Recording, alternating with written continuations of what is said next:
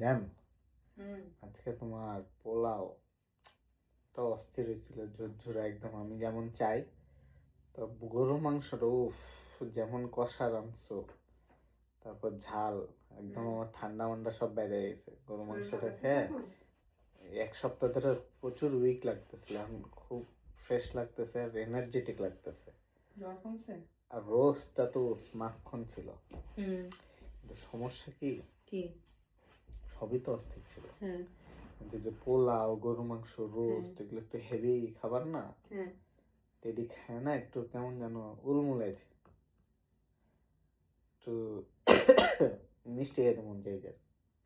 আশপাশে তো মিষ্টি পাওয়া যাবে না, ওই যে ক্রিম ইয়াটা ডেজার্ট সবটা, ওয়াফেলটা খাইলে হেভি লাগবে, এখন জমে যেত মনে করো।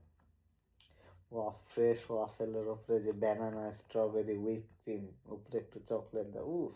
আর side on the side vanilla, কি যেন বলে এটাকে, জেলাটো জেলাটো জেলাটো আইসক্রিম। এই ঘুরে ফিরে নাম একই, খালি ওদায় জেলাতো খায় আর কি, আইসক্রিম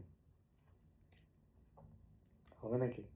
গায়ের মধ্যে এরকম উলমুলাইলে মাংস গোস্ত খাইতে যাও কি লেগে শোনা?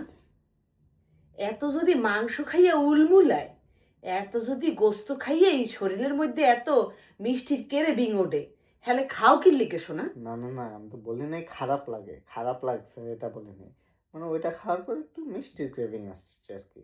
তা এক মুঠ চিনি লইয়া খাবাসে না? চিনি খাওয়া তো ভালো না। চিনি খাওয়া ভালো না, ডেজার্ট খাওয়া ভালো। ডেজার্ট বানায় কি দিয়া? হ্যাঁ, হুবড়ে পাতে দিয়া। আর কথাবার্তা খুঁজতে পায় না, কাশতে কাশতে পাইপ দিয়ে দেয়।